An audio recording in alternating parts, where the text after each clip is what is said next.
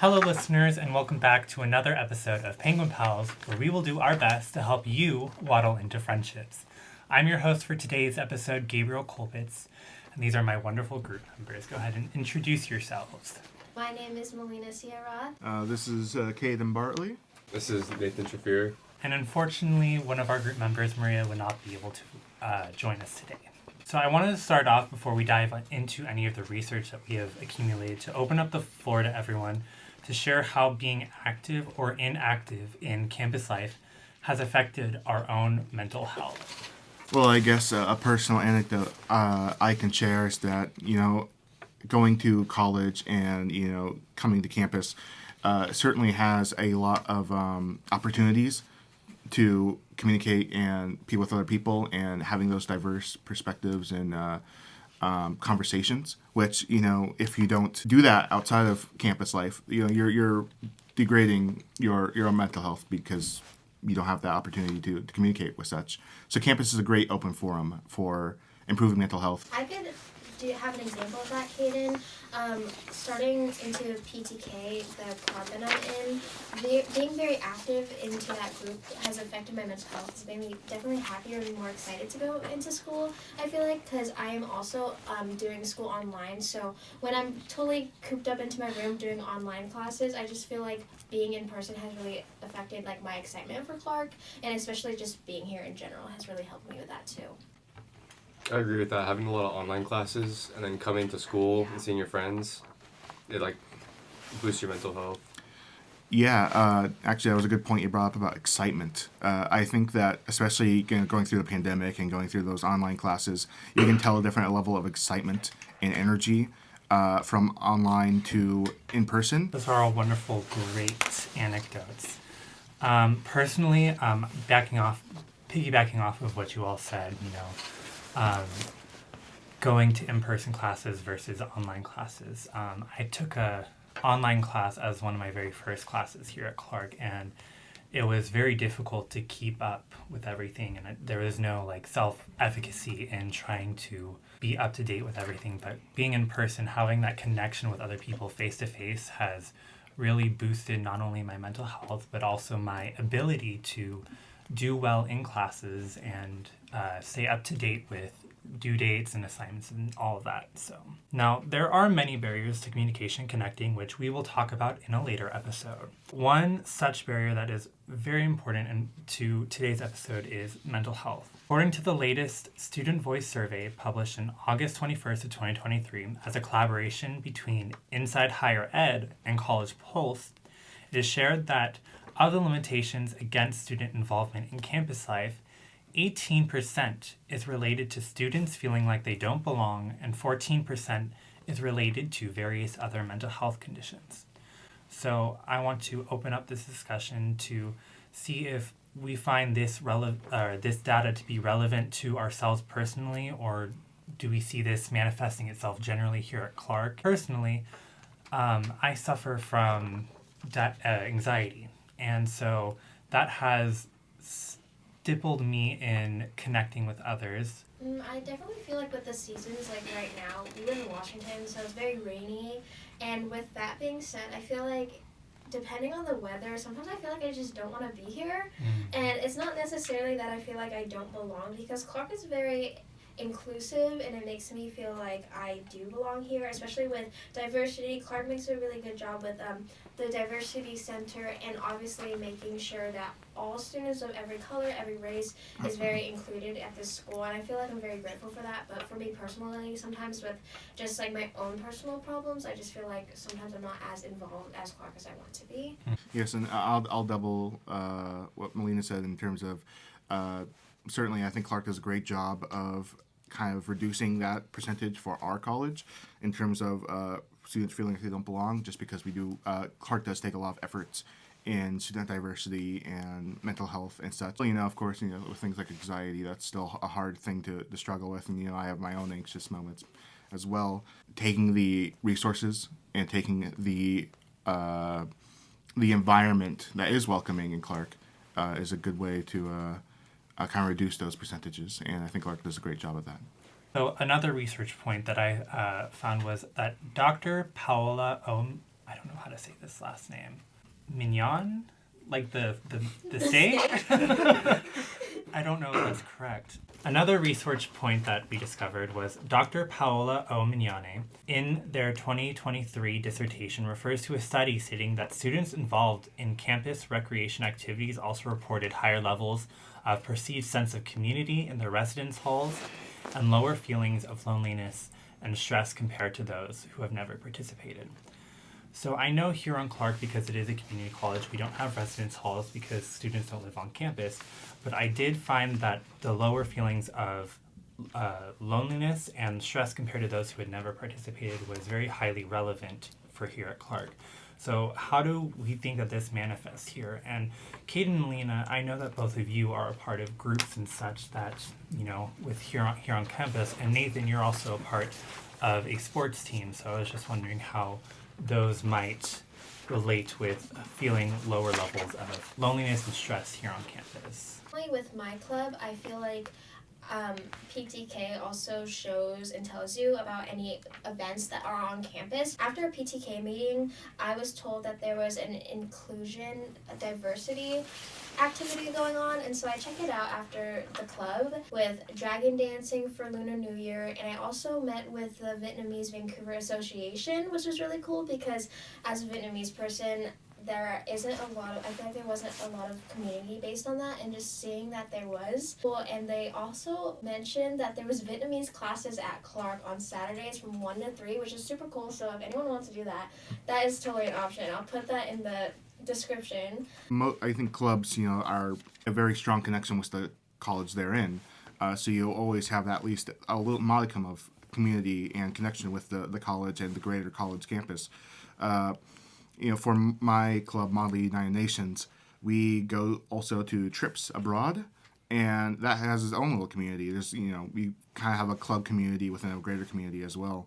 So you're interacting with a lot of different people from a lot of different places, whether faculty in Clark or club faculty. There is that sense of like we're all coming together as a college. I feel like being on the track team, it's like its own little community. It's like its own family almost, because everyone's out there supporting each other and everyone's doing what they love. Unfortunately, I'm not very active here on campus, so I can't really speak for the experience of being in a club and feeling less lonely, but I guess I could speak on the opposite end of the spectrum where I'm not a part of a club, and I do sort of feel this sort of disconnect with the campus where the school is a place where I do my work and that's it. I don't really have any connections here. I don't have any, friends or stuff like that located on campus. So there is that sort of disconnect with the people around me and the peers and the faculty that I am associated with. So that does sort of increase the feeling of loneliness, and I guess in some ways the amount of stress that I face as well.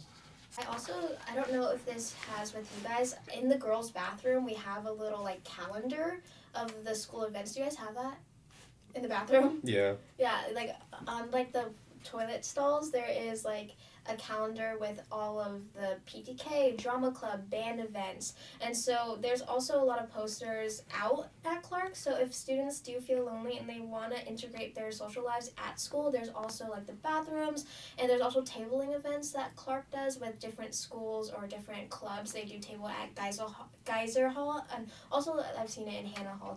Yeah, I think, Gabe, you brought up a great point of not being a club does really increase that disconnect you have with the college, and I think a great thing moving forward with colleges and especially Clark is kind of making that community more apparent in the workspace.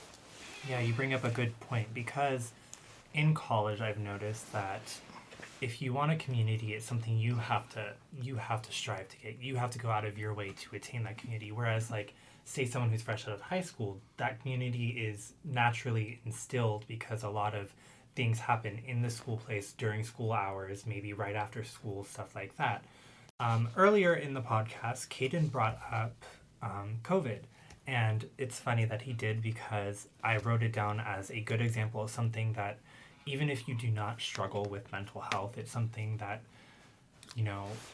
it's very parallel. It's a direct parallel to students who don't.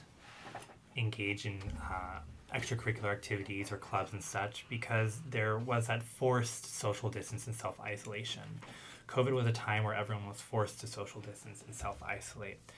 And because of that, they were effectively secluded from others, the same way that students who do not engage and go after that community are also secluded from that connection and community at the college level. So in a newspaper published in 2020, Karen Dubois, a program and education director for a local chapter of the National Alliance on Mental Illness, shares that COVID and the isolation that resulted from the disease seemed to affect everyone, not just people with mental health.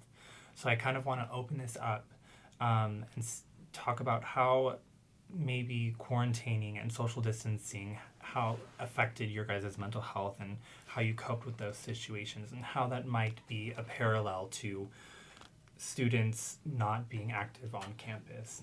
I think COVID was certainly one of the biggest shifts in the country and in the world in the last decade, if not more.